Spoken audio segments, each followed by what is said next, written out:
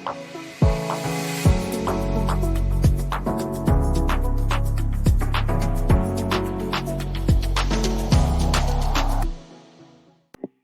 and welcome back. This is your money coach, MoneyFit MD. How are you doing today? I am doing well. I hope your week or weekend, I'm not sure when I'm going to be posting this video, but whenever, if your week or weekend or day or month or year, whatever it is going well. Today is May 29th, 2020, so we're in the COVID era, unfortunately. There are many lessons that we've learned with COVID, and one of it is that no job is recession-proof, actually pandemic-proof. As a healthcare worker, we have in the past felt like our jobs were required, which they still are, they're essential and recession-proof. But what we are learning now, though, is that our jobs are not pandemic-proof. So I cannot think of a better time for us to talk about emergency funds than now. Actually, the better time would have been months or years ago, but, this is the next best time. So here we are today. There was a study that was done by Bankrate.com, which I thought was interesting. They asked about 1,000 adults and said, if you have an emergency that's costing you about $1,000 or more, what proportion of those people will be able to cover their emergencies? And about 45 or 46% of people said they could cover the emergency from their current savings, but almost 50% of people said that they would either have to borrow money, get a personal loan, ask family or friends, or figure out what expenses to cut down before they could come up with that money. So what that tells me is that we need to have an emergency plan, right? Because you don't think about an emergency or you don't think about an insurance when the issue is going on. You need to have thought about it months or years ago. But that's okay. I'm glad you're here and I'm glad we're having this conversation. So if you don't know what an emergency fund is, just to explain that to you, it's a stash of money that is set aside to cover financial surprises, burdens, or emergency. This is not your I'm going on vacation fund. This is not your I want to buy a house fund. No. This is more of a when crap comes flying, right? When your roof is leaking, when you have a leak kind of fund. These are things that we don't necessarily expect or plan that they will happen, but we know they can happen. That's why you have an emergency fund. And there are certain things that are important when you think about emergency funds. One is that it has to be accessible, it has to be liquid, and it has to be an amount that is sustainable for what you would want to have it covered. The other thing to keep in mind is an emergency fund is something that can cover you in the event of a job loss. So you lose your job, and it may take you some time to find another job or to set yourself up in your business, and that's where emergency funds come to play. So what exactly is the purpose, or why do we need to have emergency funds? It's number one, to prevent unplanned borrowing, right? When there is an emergency, you not don't want to be running around trying to figure out where you're going to borrow the money from.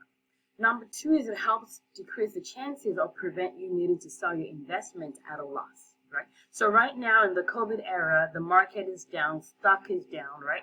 If you have taxable accounts or if you have money in the market, like in a stock account that you're trying to sell as an emergency, you can imagine that now would not be a great time because you will lose money on it, right?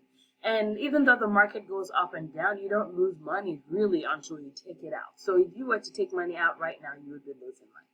Number three is to decrease the cost of borrowing money. So for example, a lot of us have retirement accounts. If it's a real emergency, you may want to access your emergency funds through your retirement account, but usually there's a 10% fee for early withdrawal. I will say that during this COVID era with CARES Act, that 10% has been waived. But even with that, I still don't recommend touching your retirement funds unless you absolutely have to do it. Because it's not just a matter of you taking money from yourself now, you're actually taking money from your future self, from who you would be what you'd be spending it on when you're 70 years old or 65 or whatever age you choose to retire. Right? And then the number four thing is really just peace of mind, right? It helps with peace of mind. You can sleep a little bit better at night knowing that if the roof comes leaking or the air conditioner or HVAC breaks, you have a source of emergency fund to help with those sort of emergencies. So the important question then is, how much money should you be saving, should you have for emergency funds? And there are different school of thoughts with this. Dave Ramsey, which a lot of you may be familiar with, has recommended $1,000 for a lot of people. But honestly, $1,000 is a pretty small amount of money if you think about true emergencies like HVAC breaking or car breaking and all that good stuff. So in general, a lot of us do recommend having about 3 months of your spending expenses, meaning not your income, your spending expenses. So meaning that if you were to lose your job right now, how much would you need to take care of your essential things like your rent, your utilities, your transportation, food, childcare, those sort of things? What are your true costs? Not how much are you earning, but how much are you spending per month? So multiply that by 3, and that will give you an idea of how much money you should have in as your emergency fund. With COVID, though, and a pandemic and depression and other large-scale, more global issues, there is that conversation that you probably should start thinking about more, having more. So recently, people are talking more about 6 months to 12 months of expenses in order to be safe, right? If you actually sit down and think about 6 months or 12 months, a lot of people have issues with keeping that amount available as liquid cash, because if your money is not working for you, right, and that's opportunity cost. That's what you're losing by having that money in liquid form. The money could otherwise be spent investing, paying down debt, and all this other stuff. But if you have that money in liquid, there is an opportunity cost involved there. But it's risk-benefit assessment, like a lot of things that we do in medicine and healthcare. So where do you put this money? Where do you park this money? That's where the controversy lies. Like I mentioned earlier, this money should be liquid. It should be easily accessible. So what I have done and what a lot of people do is have created a stepwise approach to this. So, for example, for us, our goal and our plan has always been to have 3 months of liquid cash that we would use for in case of emergency to cover our cost of expenses and living. So 3 months of that. And then some people will say for 3 to 6 months, if that emergency lasts that long, they will have a zero cash balance credit card that they will be using in case of an emergency. So that's a stepwise plan that could help you cover about 6 months of expenses. Another option that some people do with that liquid cash for 0 to 3 months is some people put it in a savings account. That's what we do. There are online-based accounts right now that do have some interest rates that they will offer you. It's usually better than your physical local bank. So Ally Bank is an example that we use. I believe Capital One has an option too. The interest rate was as high as I think 2% at some point, but with the market now, it's dropped down to about 1.4, 1.5%. Honestly, those interest rates are not very high. I don't want you to spend too much time thinking about where you're going to park your money, what bank. Just pick one and just move on. The interest rates are not significantly different between 1.4 and 1.0, but it's usually better than having the money sit down in your bank account. The other option that people sometimes will use is money market. So money market is your money is being invested, but it's usually a low return, liquid, low risk, short-term investment vehicle. The reason why that's important is you may not want to put your money in the stock market that's an emergency fund, because then you may really lose that money. Traditionally, money markets have lost value in the past, but that's typically rare. So most people consider them to be safer. They can lose value, but not frequently. And I think it's only happened a few times in the history of the stock market and in the history of Wall Street. The other thing to keep in mind is money markets are not FDIC protected, so you really can lose that money. So just keep that in mind.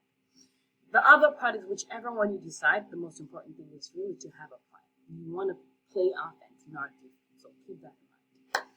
So the question now is, what if you don't have an emergency fund? What if you haven't had one? Then today's a good time to start, right? If you don't have insurance, today's a good day to start. So think about it. If you don't have an emergency fund, what are your steps to creating an emergency fund? I want you to start today. Start somewhere. Open one of those savings accounts that I just talked about. Check out Ally Bank, Google. There are a bunch of options. Pick one and get started. And any amount is not too little. Just start from somewhere, right? $100, $200, $1,000, $3,000, whatever you have. Just start, right? And remember that interest rate is not going to make or break you, so don't spend too much time making that decision. So there are a couple of questions I want you to think about this week. Number one, how much would you, your family, your household need as an emergency fund? How much? Not how long. Well, you can figure out how long, but I want you to know the dollar amount that you need. The only way for you to know the dollar amount is to go back in your expenses and really look back and say, how much do we spend per month? Not how much are we splurging per month, but the question really is, if I truly have an emergency, what is that amount of money that I will need? So this is not vacation dollars. This is like childcare. You will need childcare, food, transportation, rent, your, or mortgage, those essential things. Those are the things to keep in mind. And then number 2, I want you to create the stepwise plan for what your emergency plan is. So are you going to have, how much liquid cash are you going to have? Is there a credit card you're keeping as a for emergency? Are you looking at a money market? Are you looking at online savings? HELOC, your home equity line of credit, is another option that people use, but that's not to be used lightly, right? And then number 3 is, I want you to, share with us, what are some of the creative ideas of places that you've parked your emergency funds? I'd love to hear from you and learn from you. And number 4, if you don't already have one, I want you to get started today. Start somewhere. Again, I know that this is not easy for everybody or straightforward for everybody, but like everything else in life, you just have to get started. And it gets easier and easier and easier and easier.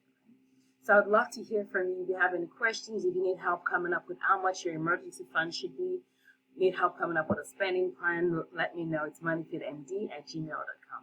I do hope you're well. I hope you have a fantastic day, and make sure you like our page. Bye.